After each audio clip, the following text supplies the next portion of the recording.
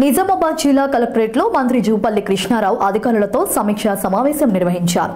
ఈ సమీక్షా సమావేశంలో మంత్రి జూపల్లి కృష్ణారావుతో పాటు జిల్లా కలెక్టర్ రాజీవ్ గాంధీ హనుమంతు, బౌద్ధన్ ఎమ్మెల్యే మాజీ మంత్రి Sudarshan Reddy, Nizamabad rural MLA Bhupath Reddy, Armoor MLA Paidi Rakesh Reddy, Telangana corporation chairman Tahir bin Hamdan, Manala Mohan Reddy అధికారులు పాల్గొన్నారు. అనంతరం మంత్రి జూపల్లి కృష్ణారావు మాట్లాడుతూ నిజామాబాద్ స్టూడియో 18 స్టాఫ్ రిపోర్టర్ అడిగిన అక్రమ పాస్ బుక్లు జారీ విషయంలో ఎలాంటి చర్యలు తీసుకోబోతున్నారని అడగడంతో ఈ అక్రమాలపై చర్యలు తీసుకుని ప్రభుత్వ నిధులకు గండి పడకుండా ఉండేందుకే రెండోసారి రైతు భరోసాను ఆపినట్లు తెలియజేశారు.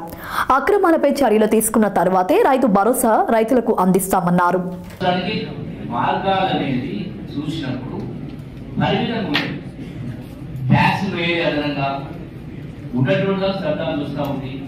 అయినా కూడా ఒక్కొక్కటిగా గత ప్రభుత్వం మొదటిసారి జీతాలు ఇవ్వలేకుండే ఇన్ని అప్పులున్నా ఇన్ని వడ్డీలు కట్టినా మొదటిసారి జీతం ఇస్తా ఉన్నాం. గత ప్రభుత్వం ఇన్ని వేలకు ఎన్ని లక్షల కోట్లు అప్పు చేసినా 10 సంవత్సరాలు రుణమాఫీ చేయలేకపోయారు. కాబట్టి ఇవన్నీ అన్ని రంగాల్లో కూడా మార్పు రావాలి, చేయాలని తపనతోటే చేసే కాంగ్రెస్ 100% మీరు చెప్పినట్టు కూడా నేను విమర్శలు కూడలేదు. 100% తప్పకుండా మార్పు కనబడేట్టుగా పరిపాలనలో స్కీముల అమలులో పారదర్శకత ఉండే విధంగా తప్పకుండా ఈ ప్రభుత్వం జిల్లా యంత్రాంగం కూడా మీ అందరి సహకారంతో తప్పకుండా ముందుకు వెళ్ళే కాలంలో it's not go for implement of other sort of criticisms. Thank you. నేను ఏమంటున్నా గౌరవనీయ ముఖ్యమంత్రి గారు ఏం చెప్పారంటే నెలకు 18,000 కోట్ల రాష్ట్ర ఆదాయం ఉంది, 6,000 కోట్లు సాలరీస్ వెళ్తున్నాయి, 6,000 కోట్లు ఇంట్రెస్ట్ అండ్ ఈఎంఐస్ కడుతున్నాము, 3,000 కోట్లు వెల్ఫేర్ స్కీమ్స్ కడుతున్నాము, 3,000 కోట్లు ఉన్నది దాన్ని సర్దుతున్నాము అంటున్నాడు ముఖ్యమంత్రి గారు. గౌరవనీయ ముఖ్యమంత్రి నేనేమంటున్నానంటే ఆ 3,000 కోట్ల కూడా మా నిజామాబాద్ జిల్లాకు కొత్త గొప్ప ఇబ్బంది అంటున్నాను. 18,000 కోట్ల ఆదాయం ఖర్చు 25,000 కోట్లు. గౌరవనీయ ముఖ్యమంత్రి గారు చెప్పింది. నేను తెలంగాణ అసెంబ్లీలో అడిగాను, గౌరవనీయ ముఖ్యమంత్రి గారు కొడంగల్కు 14,000 కోట్ల వరకు మాకు దిగుమని మాకు ఇబ్బంది వచ్చింది.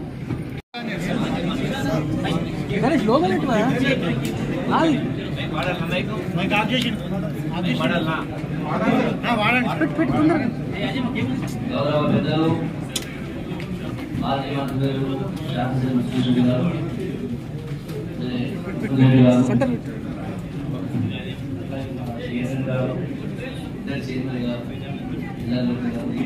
నమస్కారం. ఈ రోజున జిల్లా సమీక్షా సమావేశం నిర్వహించబడింది. ఇందులో ప్రధానంగా వ్యవసాయం గురించి, విద్య గురించి, వైద్యం గురించి, ఇతర అంశాలపైన చర్చించడం జరిగింది. ఈ జిల్లాలో ముఖ్యంగా రుణమాఫీ సంబంధించి మాట్లాడండి. కొన్ని ల్యాప్సెస్ వల్ల కంప్యూటర్ స్టేట్మెంట్ విధంగా కోఆపరేటివ్ బ్యాంక్ సంబంధించిన టెక్నికల్ ల్యాప్సెస్ వల్ల కొన్ని మిగిలిపోయిన వాటిని కూడా ఖచ్చితంగా గౌరవ ముఖ్యమంత్రి చెప్పినట్టుగా 2 లక్షల రూపాయల రుణం వాళ్ళందరికీ కూడా కుటుంబాలకి 100% మాఫీ చేయడం జరుగుతుంది. ఈ సమస్య పరిష్కారం తప్ప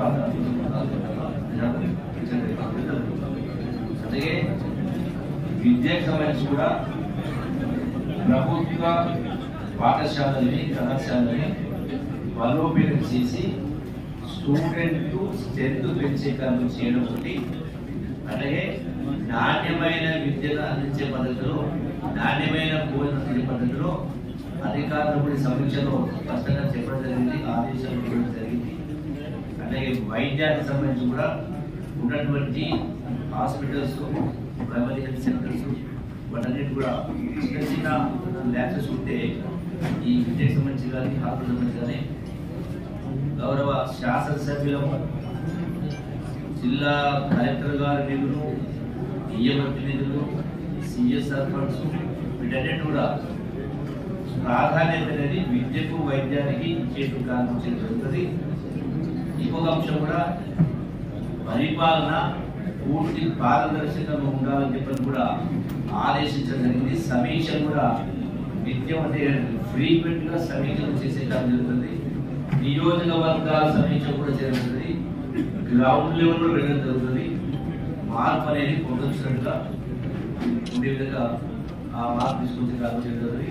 అట్లాగే జిల్లాకు సంబంధించినటువంటి టూరిజం సంబంధించి కావచ్చు, అట్లాగే ఇరిగేషన్ సంబంధించి కావచ్చు, వీటన్నిటిపై కూడా ప్రజాప్రతినిధుల అభిప్రాయాలు చెప్పడం జరిగిందో, సమీక్షలో ఏమైతే దృష్టి రావడంతో వీటన్నిటిని కూడా జిల్లా ఇన్ఛార్జ్ నేను నాతో పాటుగా గౌరవ శాసనసభ్యులతో కలిసి ముఖ్యమంత్రి గారు విజయం చేసి ఈ సమస్య పరిష్కారానికి చిత్తశుద్ధిగా త్వరలో వాటిని పరిష్కరించే ప్రయత్నం చేస్తాం. Thank you very much. Sir, ఇది గతంలో ప్రభుత్వం రైతు బంధు కోసము ఈ కొంతమంది కొండలు గుట్టలు అంటే సేద్యానికి పనికిరాని భూముల్ని పట్టా పాస్బుక్లు ఇష్యూ చేసిండ్రు. ఇప్పుడు రైతు భరోసా పెంచిండ్రు. ఇప్పుడు పెద్ద మొత్తంలో నిధికి గండి పడేటటువంటి పరిస్థితి ఉంది. దాని మీద వాళ్ళ భూములని రికవరీ చేసేటటువంటి అవకాశాలు ఏమైనా ఉన్నాయా సార్? రైతు భరోసా మొదటి విడత జరిగింది. ఎందుకు రెండో విడత కొంత ఆలస్యమైతే ఉంటే ఈ రికార్డు మొత్తం ఉంటే ప్రజాధనం అంటే ప్రభుత్వానికి వచ్చే ప్రతి పైసా కూడా ప్రజల కష్టార్జిత పన్నుల రూపాయలు వస్తున్నాయి.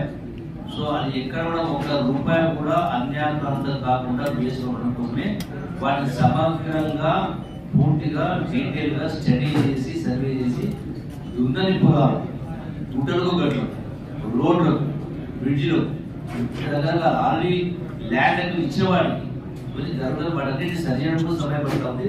వాటి గత ప్రభుత్వంలో గడిచిన 10 సంవత్సరాల్లో సుమారుగా 25,000 కోట్ల ప్రజాధనం ఇక్కడ మకనపల్లి అంటే అనవసరంగా లక్షాధికారులు పోలీసులు కూడా ముందని వాళ్ళకి కూడా జరిగింది.